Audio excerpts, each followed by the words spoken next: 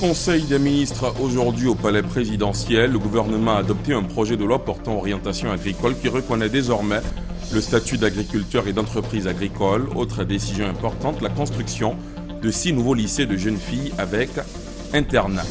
Hier au Sahara 2015, c'était la journée dédiée à la France. L'ambassadeur Georges Serre en a profité pour effectuer une visite des différents stands de l'exposition du Salon de l'agriculture et des ressources animales d'Abidjan. À l'issue de cette visite, le diplomate français a fait le point sur la participation de son pays au Sahara. Les députés du Burkina Faso ont adopté dans la soirée d'hier un nouveau code électoral controversé interdisant aux partisans du président de Blaise Compaoré de participer au scrutin d'octobre. Dans la foulée, 7 cadres de l'ancien régime, dont 3 ministres, ont été interpellés pour des malversations présumées. Et puis en sport football, fini le suspense. Issa Hayatou, le président de la Confédération africaine de football CAF, a annoncé que le pays hôte de la CAN 2017 sera le Gabon. Déjà co-organisatrice de l'édition 2012 avec la Guinée équatoriale, la nation pétrolière d'Afrique centrale a été préférée à l'Algérie et au Ghana. Voilà pour les titres, c'est l'heure de la grande édition. Bonsoir à tous et bienvenue. Tout d'abord, ce message du président Alassane Ouattara à son Excellence M. Goodluck Ebele Jonathan, président sortant de la République fédérale du Nigeria. Monsieur le Président, au lendemain de l'élection présidentielle dont le déroulement a été unanimement salué et qui marque le triomphe de la démocratie dans votre pays, je voudrais vous rendre hommage pour vos grandes qualités d'homme d'État et pour votre courage politique. Elles ont permis d'écrire une page qui restera à jamais gravée dans l'histoire du grand peuple du Nigeria.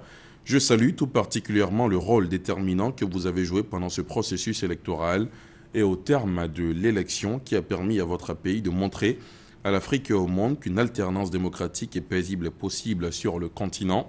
Je forme mes vœux de santé et de bonheur pour votre excellence et de succès continu dans les défis que vous déciderez de relever. C'est signé Alassane Ouattara, président de la République de Côte d'Ivoire.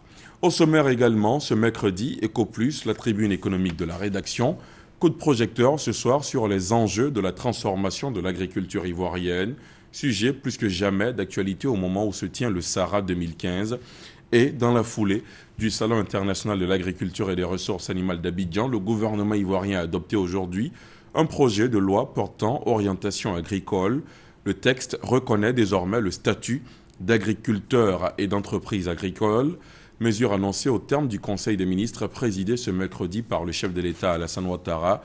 Aussi une décision concernant la construction de 6 nouveaux lycées de jeunes filles avec internat a été annoncée. On fait le point avec Jérôme Kofi Abolin. De nombreux sujets abordés au cours du Conseil des ministres ce mercredi. 3 mesures à retenir au terme du point presse dit par le porte-parole du gouvernement.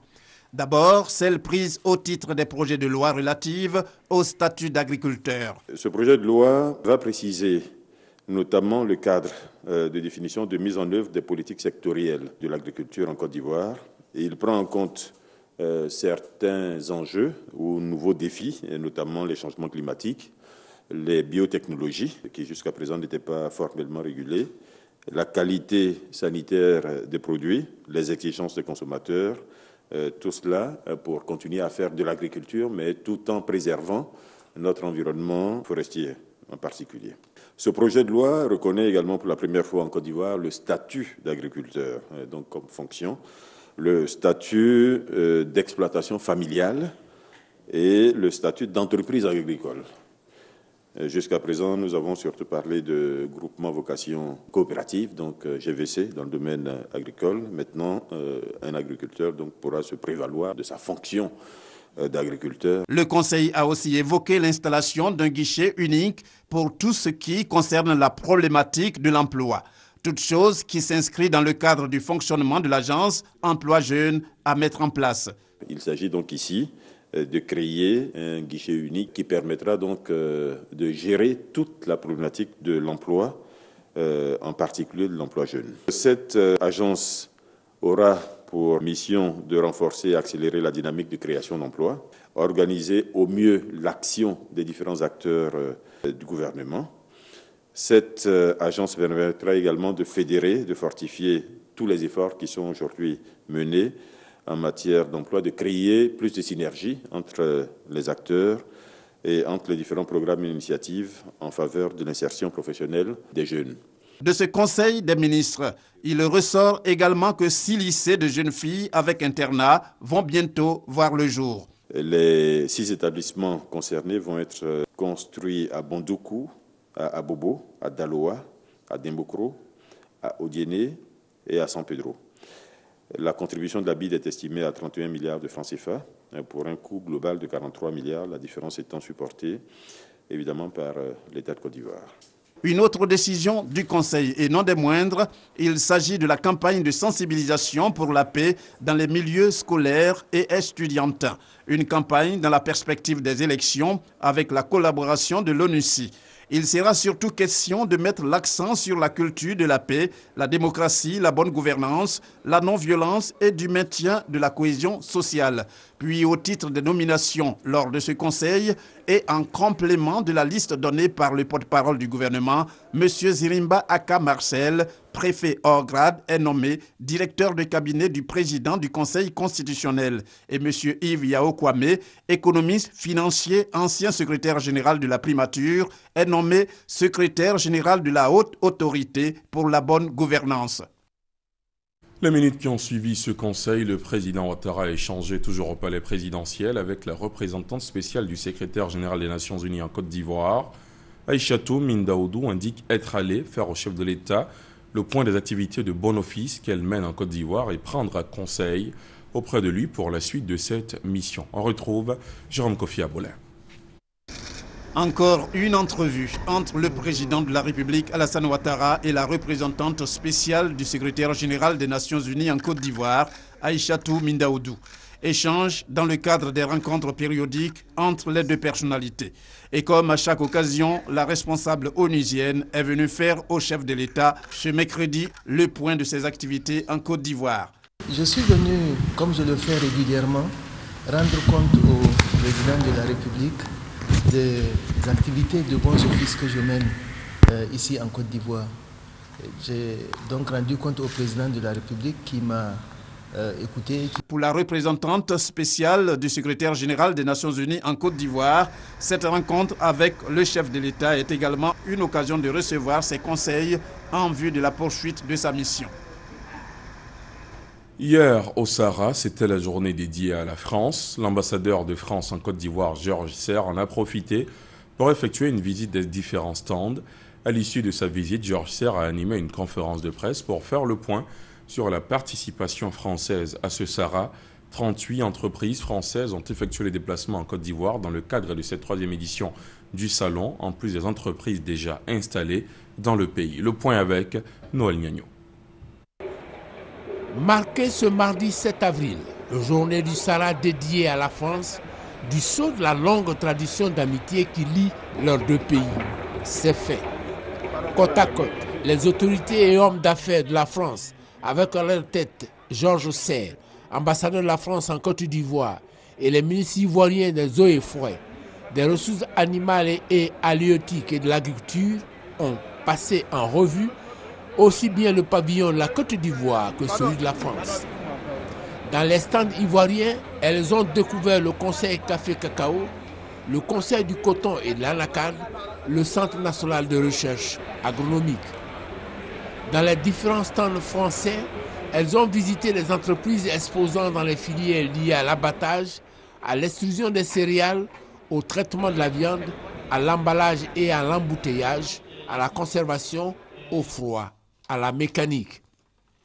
Toute chose qui a fait dire à Georges Serre au cours de la conférence de presse qu'il a co-animée avec les ministres ivoiriens qu'Abidjan constitue aujourd'hui un hub pour ceux qui veulent investir. Le ministre ivoirien de l'Agriculture, Sangafoua Mamadou Koulibaly, lui, voit dans la 5e journée du Sahara dédiée à la France la manifestation de la force des liens qui unissent les deux pays. Quant à Kobena Kwasi Adjoumani, son homologue des ressources animales et halieutiques, il salue l'engagement de la France.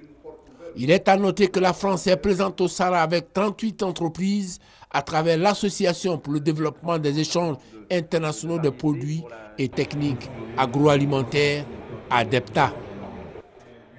En bref, et en image toujours, le Sahara à son 6e jour a enregistré ce mercredi la visite de deux présidents d'institutions, le président de l'Assemblée nationale et le médiateur de la République, Guillaume Soro et Ngolo Coulibaly ont visité les stands de l'exposition du Salon de l'agriculture et des ressources animales d'Abidjan.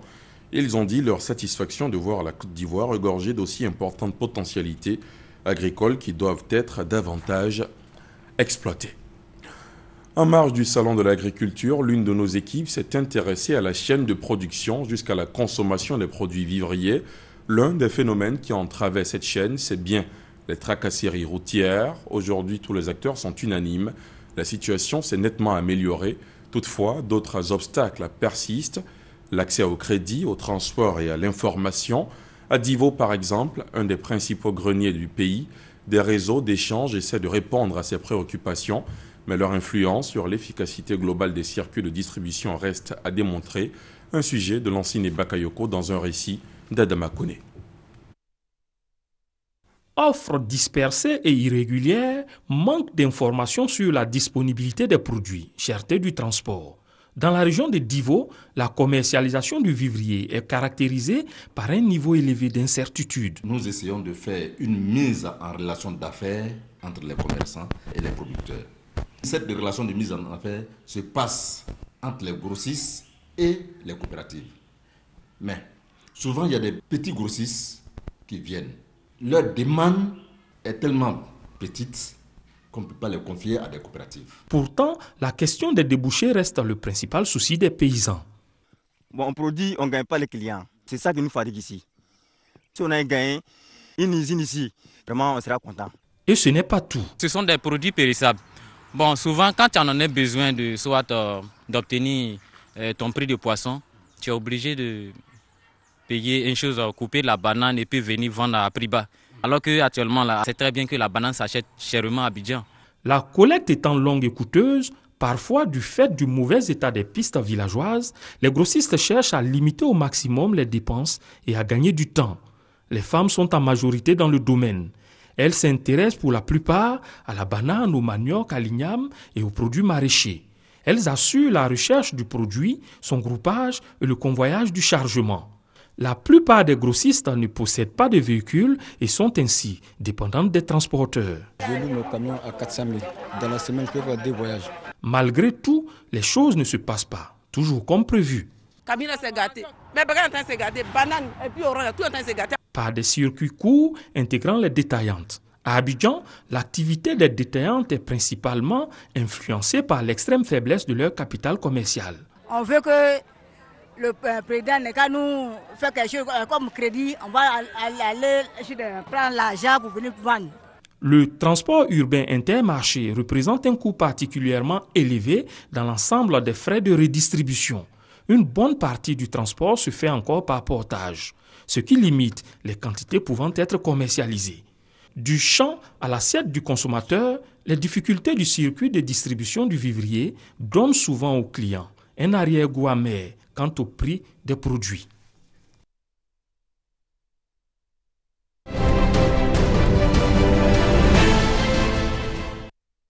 Premier producteur mondial de cacao, la Côte d'Ivoire aspire désormais à être leader dans la transformation, pas seulement pour le cacao, mais pour l'ensemble de la production agricole du pays, laquelle, à l'image du cajou, reste presque exclusivement tournée vers l'exportation. Et pourtant, la transformation locale permettrait une meilleure répartition des richesses issues du secteur agricole. Comment gagner cette bataille de l'industrialisation de l'agriculture? C'est toute la substance des Coplus ce soir, traitée par Jean-Luc Gbangbo. Les principales productions agricoles de la Côte d'Ivoire connaissent une croissance régulière. 9% par an sur les 3 dernières années pour les cultures de rente, dont le cacao, et 25% pour les cultures vivrières. La Côte d'Ivoire, cependant, n'en transforme qu'une infime partie. Produit phare de l'économie ivoirienne, le cacao n'échappe pas à cette situation. Le taux de transformation est actuellement de 33%. Les autorités ivoiriennes veulent le porter à 50%. Le gouvernement a à cœur d'y faire face en trouvant les réponses économiques appropriées. Il nous faut transformer davantage notre cacao localement pour créer plus de richesses et plus d'emplois pour nos jeunes. Le gouvernement est à l'écoute de tous ceux qui choisiront d'investir dans notre pays. L'un des objectifs principaux des autorités ivoiriennes en organisant le Salon de l'agriculture et des ressources animales d'Abidjan-Sahara est d'attirer des transformateurs qui viendront aider le pays à valoriser sur place ses principales productions. Recevant à la veille du Sahara les transformateurs du cacao, le Premier ministre a sollicité auprès de ces derniers un partenariat gagnant-gagnant pour remporter la bataille de la transformation. Une perche que veut bien saisir le Collège des transformateurs qui salue les efforts du gouvernement. Un certain nombre de sujets sont encore ouverts, mais il est à noter donc, cette dynamique de pouvoir faire avancer tous les problèmes qui sont posés et évidemment qui vont conforter les investisseurs qui voudront donc soit augmenter les capacités de broyage existantes ou alors attirer de nouveaux investisseurs. Mais la vision du gouvernement de développer le secteur agro-industriel ne se limite pas qu'au cacao. Le latex d'EVA, l'huile de palme font notamment l'objet d'une transformation en produits semi-finis. Notre démarche a toujours été de partir du planteur, de la plantation, jusqu'à la transformation. Alors nous avons tous les ans des investissements prévus pour accroître nos rendements et innover. Nous sommes déjà établis en Côte d'Ivoire puisque nous avons déjà une usine de transformation. Nous avons une relation très forte avec les planteurs, avec les coopératives. Et la marque C'est Moi est connue à l'intérieur du pays justement par notre relation d'achat de cacao et de partenariat avec des coopératives. À côté des grands groupes qui, très tôt, ont compris l'utilité de tirer une plus-value de ces produits, quelques entreprises aux moyens plus modestes se sont installées en Côte d'Ivoire et se sont lancées dans l'industrie de la transformation. Nous avons élaboré un plan d'action qui nous permet de valoriser l'anacarde. À partir de la pomme, nous avons fait donc le jus, la confiture, la liqueur. Ensuite, les amandes sont traitées à travers donc, un processus de décortiquage. Nous allons déjà implanter une usine dans le sud-ouest de la Côte d'Ivoire. Et cette usine fera la première transformation, c'est-à-dire passer de l'état brut du caoutchouc naturel au bal de caoutchouc. Et ensuite faire dans un très proche avenir la deuxième transformation en créant une usine de pneumatiques. La transformation des produits agroalimentaires tels que la mangue, l'ananas ou les agrumes, elle reste encore faible. Deuxième producteur mondial de cajou avec plus de 500 000 tonnes, la Côte d'Ivoire ne transforme que 10% de cette production. Pourtant, l'industrie de la transformation est un secteur créateur de ressources et surtout d'emplois. En 2008 déjà, la filière agroalimentaire ivoirienne employait quelques 30 000 personnes. La Côte d'Ivoire conserve néanmoins toutes ses chances pour être un géant de l'agro-industrie. Il lui faudra seulement mettre à profit ses potentialités. Maintenant, ce qu'il faut savoir, c'est qu'on raisonne sous-région. Aujourd'hui, l'enjeu est au niveau sous-région. Quand je prends les deux produits alimentaires que sont le palmier à huile et le sucre, l'objectif, c'est d'arriver à satisfaire la demande de la sous-région.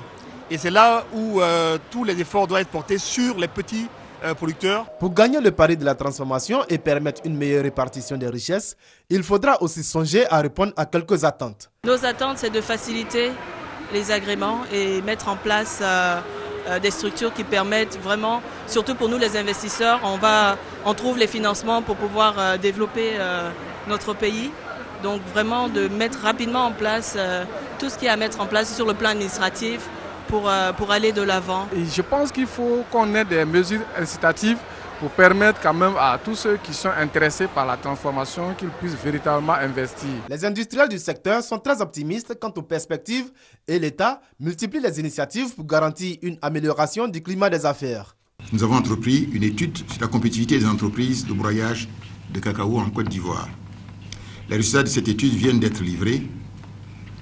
Cette étude a recensé de façon exhaustive toutes les contraintes qui pèsent sur la compétitivité des entreprises de broyage du cacao.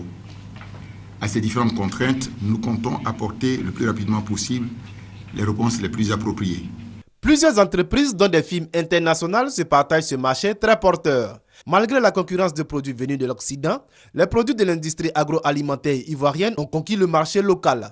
Désormais, en plus de nombreux débouchés dans la zone de l'Union économique et monétaire ouest-africaine, UEMOA, les produits ivoiriens explorent les marchés de la sous-région et ceux de l'Union européenne. Voilà, c'était EcoPlus proposé par le service économie de la rédaction. La Direction générale de la Société du développement des forêts, SODEFOR, face aux opérateurs économiques du secteur bois, une rencontre d'échange pour partager les informations sur la mesure gouvernementale visant l'interdiction de l'exportation de bois de grumes, les précisions de Francis Boisfort. L'interdiction de l'exploitation du bois brut de petit diamètre rentre en vigueur le 1er janvier 2016. Cette mesure, prise par le gouvernement en 2014, vise à réduire la surexploitation de la forêt et particulièrement du bois. La Côte d'Ivoire exploite un peu moins de 2 millions de mètres cubes. Il fut des moments où nous sommes allés jusqu'à 5 millions de mètres cubes. Donc on a coupé plus qu'on en avait besoin. Conséquence, la ressource s'est amenuisée. Et comme la ressource s'est amenuisée, beaucoup d'unités aujourd'hui ont fermé parce qu'ils n'ont plus la matière première nécessaire. C'est pour cela justement que nous disons que maintenant, il faut aller vers une gestion beaucoup plus rationnelle. Avec cette mesure, l'État veut professionnaliser la filière bois et promouvoir les richesses forestières. Regardez au Sénégal, ils n'ont pas de bois, mais c'est eux qui exportent notre production transformée à Miami. Alors si on nous dit de rentrer dans la transformation, nous ne pouvons que saluer cette idée. Pour l'expérience que j'ai, il y a beaucoup de cette branche de notre métier qui vont arrêter. Parce que aujourd'hui, ils n'ont pas d'équipement industriel, ils n'ont pas d'unité de transformation. Ils achètent le bois en plantation, ils le mettent dans les camions, dans les conteneurs, ils l'exportent. Au cours des échanges avec les responsables de la Société de développement des forêts SODEFOR, certains opérateurs économiques ont plaidé pour la subvention des entreprises qui pourraient fermer. On en vient à ce geste de la Fondation Petrosi à l'endroit des populations de plusieurs localités de l'intérieur du pays. Un don composé de 4 ambulances médicalisées d'une valeur de 140 millions de francs CFA. Cette action sociale vise à améliorer le bien-être de ces populations qui transportaient les malades et blessés à moto. Une façon pour la Fondation de partager le bénéfice du pétrole. La cérémonie de remise s'est déroulée ce matin dans la commune de Yopougon. Mamadou Kwasi. Du Lac-Kédougou, une ville d'environ 20 000 âmes située dans le département d'Odiéné. Ici, le souci principal des populations, en majorité agriculteurs et éleveurs, c'est bien leur santé. Car faute d'ambulance, les malades et autres blessés sont transportés à moto jusqu'au CHR d'Odiéné, situé à plus de 110 km. Aujourd'hui, ces populations seront soulagées car leur centre de santé bénéficie d'une ambulance médicalisée toute neuve. Un don de la Fondation Petrosi dirigée par Virginie Touré-Aya. En plus de Doula-Kédougou, 3 autres localités profitent de la générosité de cette fondation. Il s'agit de la sous-préfecture de Bayota dans le département de Gagnoa, de Mbengue dans le département de Korogo, ainsi que la ville de Séguéla. C'est la mort de l'âme en tant qu'administrateur, en tant qu'élu, que d'apprendre que suite à un accident, de suite à un travail et tout, la personne en est décédée. C'est vraiment la mort de l'âme et c'est tout impuissant qu'on vivait ça dans nos différentes localités. Donc aujourd'hui, c'est un soulagement aussi bien pour les populations que pour les administrateurs que nous sommes. Et aujourd'hui, vraiment, c'est des vies que la Fondation sauve. On ne peut que leur dire merci. La joie interne. Vraiment, nous sommes heureux. Le Kabadou est heureux.